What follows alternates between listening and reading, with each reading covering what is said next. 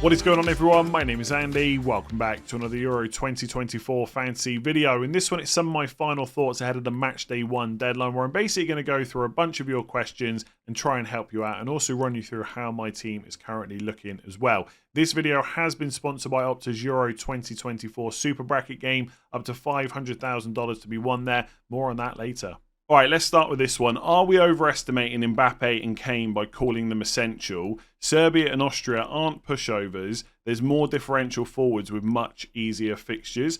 Now, a couple of things here. One, they're not essential. If you want to go without both or just one of them, then you absolutely should. And the fact that you get to change captaincy every single day to try and get a better score means it is possible to get a decent return without having one or both of those players. And I do try and avoid labelling players as essential. I think with Mbappé, I've said he's about as close as it comes to being essential, but you can go without him if you want to, right? There's no issues with that whatsoever. Just on the second bit about Serbia and Austria not being pushovers, that is true, right? And only 8 teams are going to get knocked out of the group stages. So because teams, who aren't favourites to finish first and second know that they can still get through in third place, they will try and make it difficult, right? I'm not expecting England to go and put 5 goals past Serbia. Serbia will probably sit in and try and make it difficult for them, right? But even though there are probably better fixtures out there, the forwards with those better fixtures are generally not as good as Kane and Mbappé as players, and they play for weaker teams. So there's a balance to be struck here. Yes, you can probably go and target a better fixture, but is that player as good as Mbappé, for example, right? So to give you an example, okay, Denmark in Matchday 1 play Slovenia. I would say that's an easier fixture than France having to play Austria, but Højlund is not as good an option as Mbappé in isolation, right? So do you favour the fixture or do you favour the player? And we shouldn't forget how good Mbappé is, by the way, and Harry Kane's record for England is great too. So even if England don't go and put 5 goals past Serbia, they could go and put 2. I think that's realistic, right? Kane could score both of those and get man of the match, and suddenly it's a big score. So they're not essential, but I don't really see why you would leave both of them out. There's probably enough money to go around to have them. And captaincy is handy. I know I've said already that, in Matchday 1, for example, you've got 5 opportunities to try and find a big score. It's still nice to have those reliable players that will get attacking returns when they play. Of course, Kane could blank. Mbappé could blank, right? This is football. Strange things happen. But going into the match, the odds are kind of in their favour that they'll get at least one return. So you're right. Serbia and Austria aren't pushovers, but also England and France going into the tournament are 2 of the top teams. I'm not saying top 2, but, they're in the top 6 if you want to put it like that. And obviously the players themselves are great. So not essential. If you want to go without them, absolutely do it. I'm definitely going to have both, partly because I want an England attacker and I think Kane is the best one. But you could easily get away without one if you wanted to. Just really quickly, because there was another question that I've not included, which was who's better, Kane or Ronaldo? And I think with the fixtures Portugal have got, given that England play Serbia then Denmark, you could argue that Ronaldo for $1 million less is slightly better. And also you could captain him on the final day of Matchday 1 if you wanted to as well. The only thing I would suggest, and I've mentioned this in other videos, if you haven't got an England captain for the Sunday in Matchday 1, just check who you're going to captain instead. If you've got Frimpong or Dumfries or Depay or someone like that for the Netherlands, you could absolutely captain them against Poland. You do not have to have the best captain every single day. It's almost impossible with the budget we've got. But just think about that, right? It could be that you go for Trent against Serbia. Maybe you've got Eriksson, Joachim Mæhle, whoever it is. Just keep that in mind. But personally, I think Kane is the best captain that day, and that is who I will go for. Does that make him essential? Absolutely not. Take him out of your team if you don't want him. So I'm happy to say that this video has been sponsored by Opta's Euro 2024 Super Bracket game, which is completely free to play, and all you have to do is predict how far teams will progress throughout the tournament. Do that perfectly and you win $500,000. Not bad for something that's completely free, and you can enter using the links in the description below. There's also prizes for the top 5 predictors, so even if you don't get everything perfect, there's still a chance to take some money home. For now, you just need to predict the group stages. The knockout super bracket will open ahead of the knockout stages themselves. As you might imagine, I'm putting England to top Group C. I've actually got Croatia to finish ahead of Italy in Group B, although I've got Italy down as finishing as one of the best third place teams. And I actually think despite how strong they're probably going to be, Austria might go out at the groups. So make sure to get your predictions submitted by Friday. There's also other ways to win cash prizes throughout the tournament by playing the Opta Max game. All you have to do with that is predict which player will be player of the match in chosen games. There's over $20,000 up for grabs and the prize pot continues to increase until it's won. To get signed up, links in the description below. Make sure you're 18 or over and terms and conditions apply. All right, let's talk about Spain next. Will Pedri start? I'm interested in what the Spain lineup is likely to be. So Pedri was one of the players that wasn't in the game when it first launched, but has been included now. And he goes into the many €7 million midfielders that we have to pick from. That's his price, 7 million. He will start. I think that's almost a guarantee. Now, I don't really see him as this massively attacking player, but I have seen a quote going around from the Spain manager on Twitter saying that he wants him to get much closer to the box than he would do at club level. So there is definitely some potential there. I've said it before, I think Spain are being underestimated a little bit. Croatia is not an easy fixture, but I don't think it's terrible either. And they've got Albania match day 3, maybe a bit tougher again against Italy match day 2, but that is going to be a good attack. So you could consider Pedri as an option, especially if the manager wants him to play more advanced. I just think at that price point, you can get players that are definitely more attacking and have all set pieces and have penalties as well. So I'm not sure I would necessarily include him. In the case of who else is going to play for Spain, they do have a lot of options. Let me just see. Oh yeah, I can just click on here and go to Spain. They've got a lot of options, so I'm not sure I would be willing to say this is the team and that's going to be it every single game. There might be rotation, there might be early subs and stuff like that. But I think it's pretty likely that Morata will start up front. I think at 8.5 million, he's probably a bit expensive. You've got Nico Williams, who is 7 million, who will probably line up on the left. And then you've got Yamal at 6.5 million, who's probably going to line up on the right. But he is listed as a forward. And I think that's a tricky position to kind of be in because you only get 3 forward spots. Most people want at least 2 of Lukaku, Ronaldo, Kane and Mbappé. And most people are also going for a third from that bracket as well. So Yamal doesn't really fit in that nicely. But Croatia first day for just 6.5 million is not bad. And then the other attacking option is probably, not attacking option, but in the midfielders is Rodri at 6.5 million, who should take penalties and is pretty good for ball recoveries. In terms of the defence, I don't think anyone knows for sure whether Grimaldo is going to play left back or whether it's going to be Cucurella instead. Grimaldo is 5 million, Cucurella is 4.5.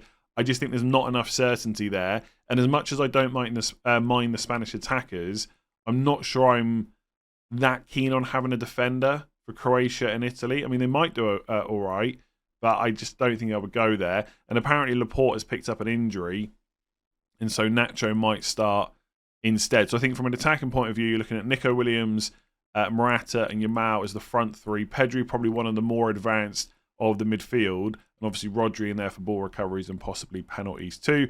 Few defenders to choose from, but I don't know. They're just not for me for the first couple of match days. So who's the better Belgian defender, Fars or De Kuyper? Now, De Kuyper is another one of those players that was recently added to the game, I think at the same time as Pedri, and he's coming at €4.5 million.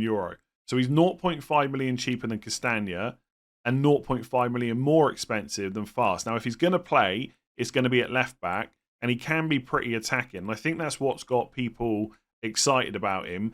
And potentially, if he's going to get enough minutes, that 0.5 million might be worth paying over Fast. I've got to be honest, though, having a 4 million Belgian defender just feels like it's too good value to turn down. But if you're someone, especially that's going to play all their chips in the group stages, I'd be tempted to find the extra 0.5 to get to Kuiper instead. Now, I wouldn't say he's completely nailed on, but Belgium do have some injuries at the moment. Meunier is a doubt, and Theat is also only just coming back from injury as well, who's also 4.5, who would have been expected to play left back. Now, it's possible that even if he's back for match day 1, they'll just play De Kuyper instead rather than risking Theat. But by match day 2, that might not be the case. So I think for anyone that's on a limitless match day 3 strategy, it's a little bit riskier to go for De Kuyper. But if you're on an all chips in the group stages strategy, I'd probably go for him. It doesn't mean you can't go for him for match days 1 and 2. There is just more chance that he won't get the minutes that you need. And I think ultimately Fast at 4 million is just incredible value. If you're going for a double up, I'd be tempted to get both.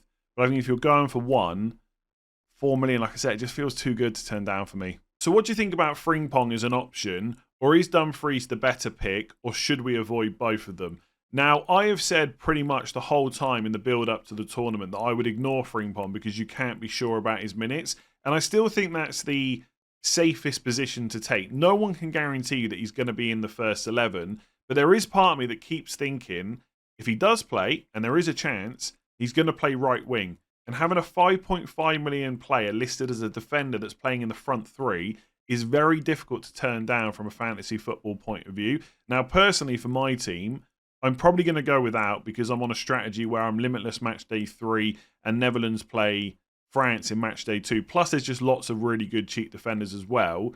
But in a game where you can make manual substitutions and can maybe take a bit of a gamble on certain positions, I really don't hate Frimpong as an option if you want to go for him. Just do it knowing that he might not start. But even then, he could come on and go and get you a goal.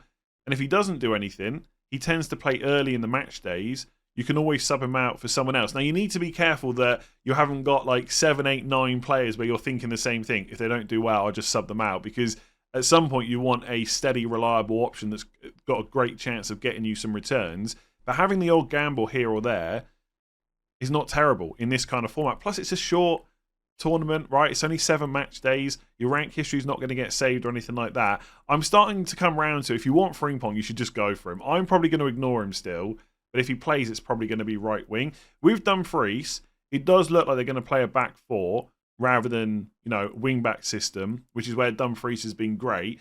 And the manager has said that Dumfries and Frimpong could play in the same team, but I'm not sure he's actually going to go through with that. And so I just think if he's also got a chance to not play, and it could be as a right back rather than a right wing back, I think I'd probably ignore him. Like for 0.5 million more, you got Van Dijk, who's definitely going to play if you really want to target that Netherlands defence. So I think right now, if I had to pick one, I think I'm going Frimpong just because he's probably going to play right wing if he's in that team. But personally, I'm going to ignore both. But again, if you want to take a bit of a gamble, there is no harm in that whatsoever. You can always not transfer him. You can always sub him out to someone else if you need to. So how would you rank the 6.5 million midfielders? Now, I think from the ones that most people are looking at, you've probably got a list of 5. So Sudakov for Ukraine, Rodri for Spain, Çalhanoğlu for Turkey, Shaqiri for Switzerland, and then Sabitzer for Austria. There are other options, right, as I've mentioned before, like Cruz for Germany, McTominay for Scotland, but I'm not sure a huge amount of people are looking at them. Now, I don't want to sit on the fence and not actually give them a ranking 1 to 5, but it is going to depend on what chip strategy you're on. For example, right, Çalhanoğlu for Turkey has got Georgia first game. So if you're using all your chips in the group stages, why not target that good fixture for a player that's got every set piece and is on penalties, and then you can just go for someone else when they play Portugal match day 2.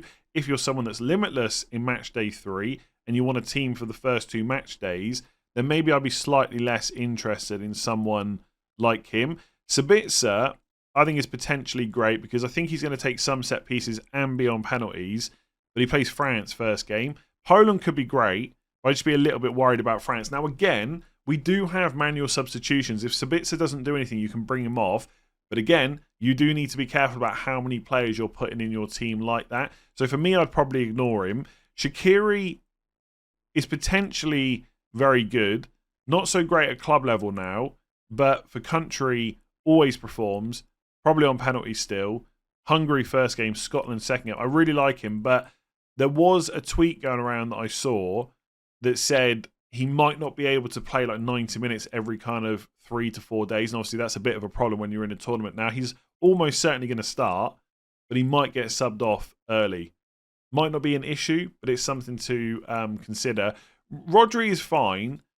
I don't know. Like 27% ownership feels quite high for someone that is not likely to get a huge amount of attacking returns from open play. Probably on penalties, good for ball recoveries and all that good stuff. I get it. But when I see an ownership like that, I feel like I want to back against it rather than just go with it. Like there's some players you get scared of, right? I'm sure people that are thinking about going without Mbappé at like whatever ridiculous ownership he is now, 77%, right? That is probably quite scary. Rodri, 27, I feel like I want to bet against that. That's someone I don't want to put in my team throughout the group stages. And then the other player, which a lot of people have started talking about recently, is Sudakov for Ukraine. who basically is almost playing like a second striker. Still quite young, but only 1% ownership, and they've got Romania and Slovakia first 2 games. So again, if you're limitless match day 3, he could be an option. So for those 5 players, Sudakov, Rodri, Çalhanoğlu, Shaqiri, Sabitzer, I'm going to say if you need them for match day 1 only, I'm actually going to say Çalhanoğlu because he's playing against Georgia, and then Sudakov, then Shaqiri, then Rodri, then Sabitzer, just because he's playing France. If you want them for the first 2 match days, then I think I would go for Sudakov, maybe close to the top, and Shaqiri, probably the top 2. It is a bit of a punt on someone like that, right? But I don't know. People have kind of talked me into it at this point. And Ukraine looks strong, I think, in that group. They don't play Belgium until match day 3. And Romania and Slovakia, first 2 games, are pretty decent. So that's roughly how I would rank them, but it does depend on your chip strategy. There's not a huge amount of other players at that bracket that I particularly like, to be honest with you. Let me just... Why is it going up here? I'm having a bit of a nightmare with the site now. There we go, 6.5. Like Cruz for Germany, I think you just pay 0.5 more and get Gündoğan on penalties, playing further advanced. McTominay, great in the group stage, is not a bad option, but Germany match day 1, I just wouldn't go there. So that's roughly how I'd rank them. Who am I going to end up with? I think right now, if I had to guess, it would probably be Sudakov, because there just seems to be a bit of hype gathering around him, and I'm very influenced by stuff like that. But I might just go with 7 million midfielders because there's lots of good options at just 0.5 million more. So if I wanted to go double Italian defence, and I think this was primarily for the Albania game in match day 1, who would you recommend? I'm currently on DiMarco and Cambiasso, but unsure on the minutes. Now, I've read a lot of discussion about the Italian team in general, and there doesn't seem to be a consensus going into the tournament about exactly what the first 11 is going to look like. Like, people aren't even sure if they're going to play a back 4 or a back 3. Now, there are certain players that are pretty much nailed either way, but there is some uncertainty with others, right? So DiMarco at 5 million in defence should play left back in a back 4 or left wing back in a back 3. So either way, good chance of a clean sheet in that first game and possible attack and returns as well. So for €5 million, he's your first Italian defender. In terms of the second one, Cambiasso has obviously been mentioned in the question. He's only €4 million. And if he does play, it'll be as right wing back. So potentially there is incredible value there. But 2 things, they might play a back 4. And even if they do play wing backs, he is still not guaranteed to start from what I understand, right? Di Lorenzo, just to quickly mention him, is 5.5 million. Now, as far as I'm aware, he is nailed on, and in a back 4 would play right back. But in a back 3, where they would use wing backs, it'll either be Di Lorenzo right centre back, in which case he wouldn't be as attacking, and that's where Cambiasso would play right wing back. But it could be Darmian right centre back and Di Lorenzo right wing back. So your chances of getting Di Lorenzo in a fairly attacking position are good, but you've got to pay 5.5 million for the pleasure. The one that everybody wants is Cambiasso, but it is not a guarantee that he would start. I think for Italy, let me just double check here. Yeah, they do play on the Saturday, right? Obviously, the tournament kicks off Friday at 8 o'clock. The Italy game is 8 o'clock on the Saturday. There has already been a few leaks gone around with certain teams about injuries and who might line up. Maybe we get something for Italy. And if we do and Cambiasso is going to play, I mean, he'll probably be straight in my team at that kind of price, even if I've got to play him against Spain in match day 2.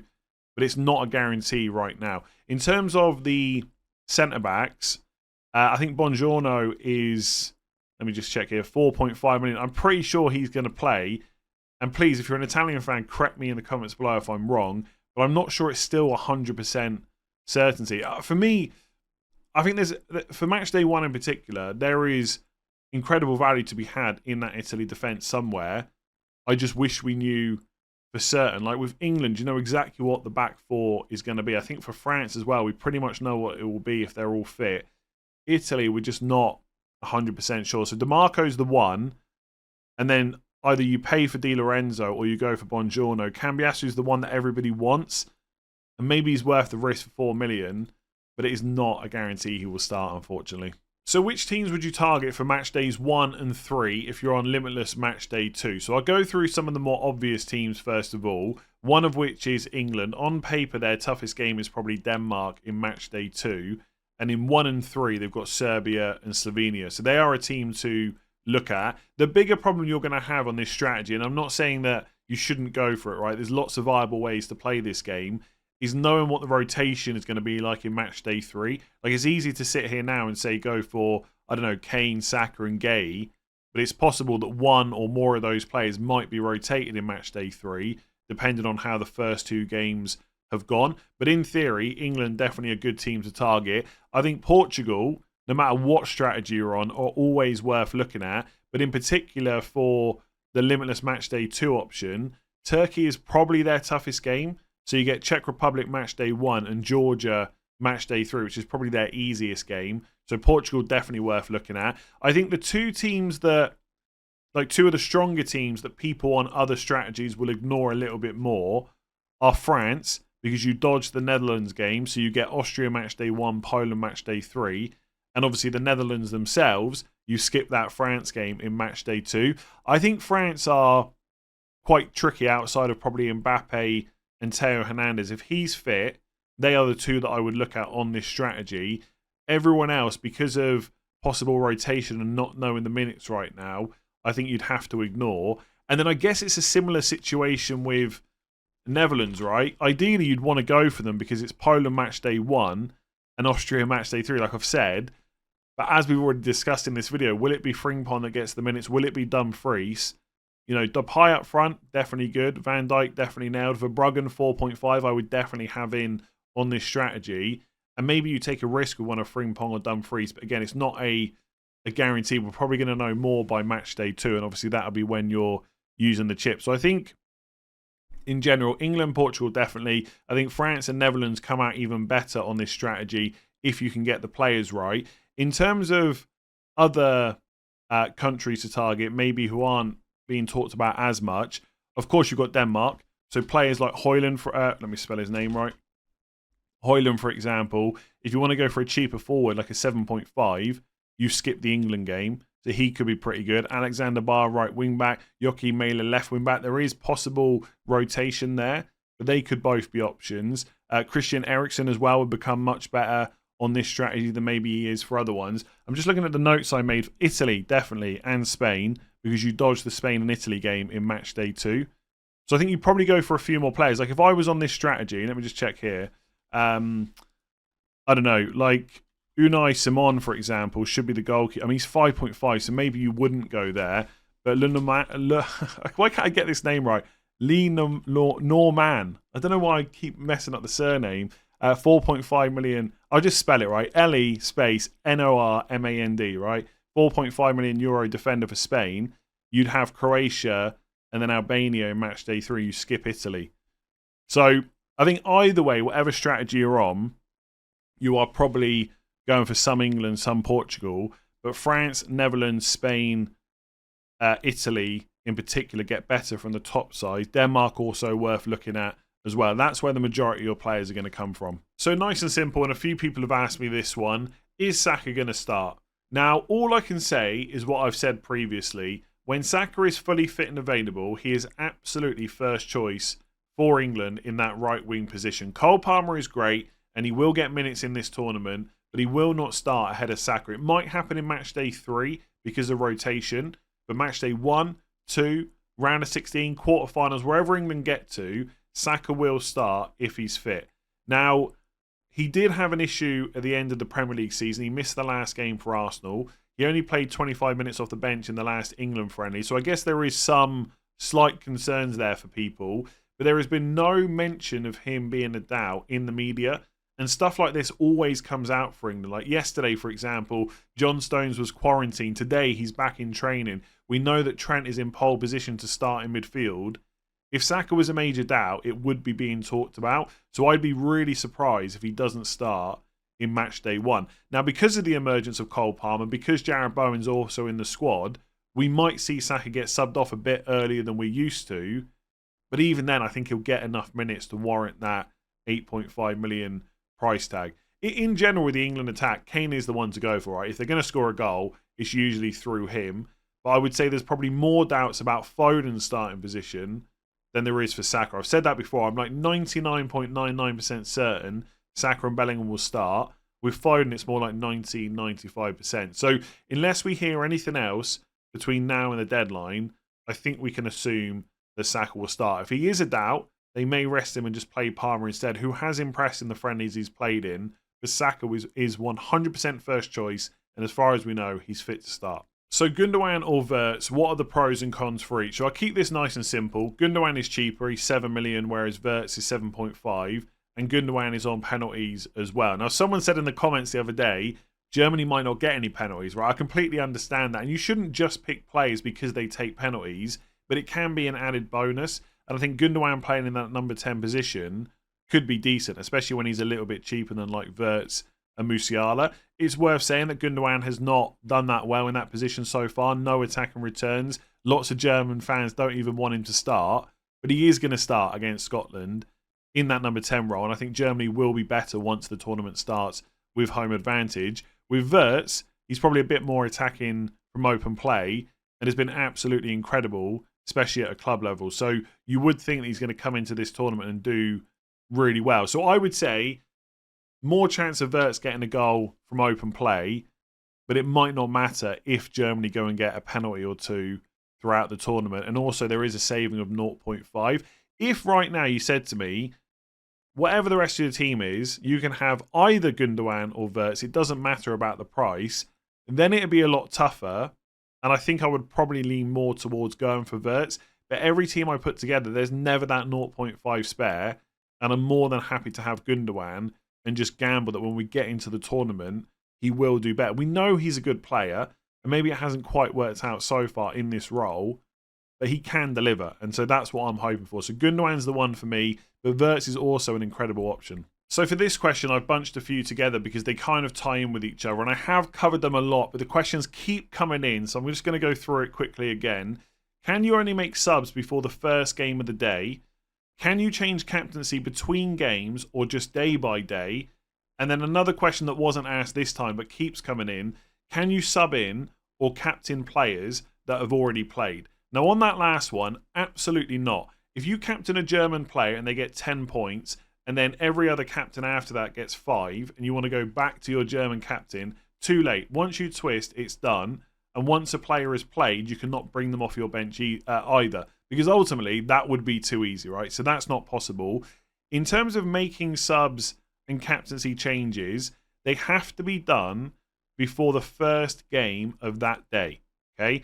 So if you've got, I'll just use Havertz as an example, right? You've got Havertz as your captain, and he blanks. He only goes and gets 2 points. So not only do you want to switch captaincy, but you also want to sub him out for a player on Saturday. You have to do it before 2 o'clock UK time, when Hungary and Switzerland kicks off. Even if it's an Italian player you want to bring on and they're not playing till 8, it doesn't matter. The deadline is 2 o'clock. It literally says it on the website when the subs deadline is. That's also the deadline for captaincy changes as well. And just to go over a couple more things with captaincy, you get to change it every day. It's not just once like in the Champions League. The reason that Champions League fantasy is once is because you've only got games on Tuesday and Wednesday.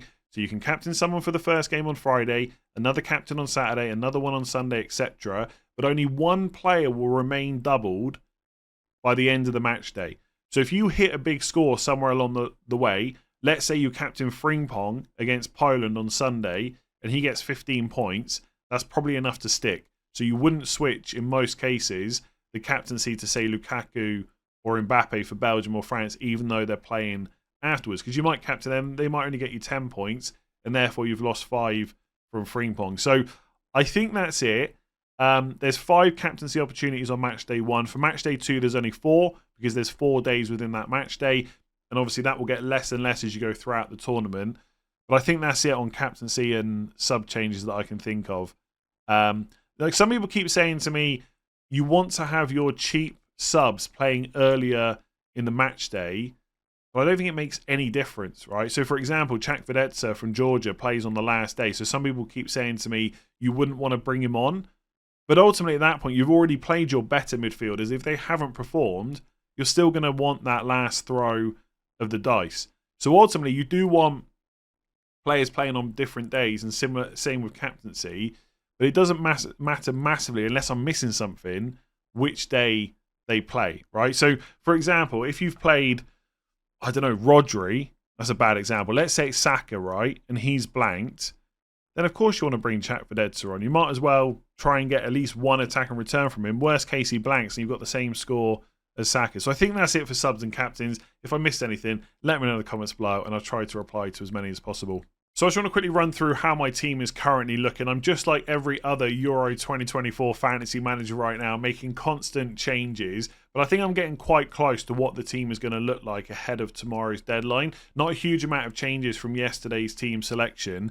So up front, Havertz is back out and Lukaku is in. Lukaku has been in a lot of my drafts and it just feels like he's too obvious to turn down. Like I'm fighting too hard to not have him in my team when he's just such a good option. And obviously I'm on the Limitless Matchday 3 strategy. And although all of Belgium's games are pretty good, Ukraine is their toughest, and that is in Matchday 3. So I get Lukaku for Slovakia and Romania. That looks pretty good, right? His record for Belgium is absolutely ridiculous. And it's not that De Bruyne is a bad option, but I have said all along, I think in terms of goal threat, like it is Lukaku. We all know that. You don't need me to tell you. And so he's in alongside Kane and Mbappé. I think Ronaldo's great as well.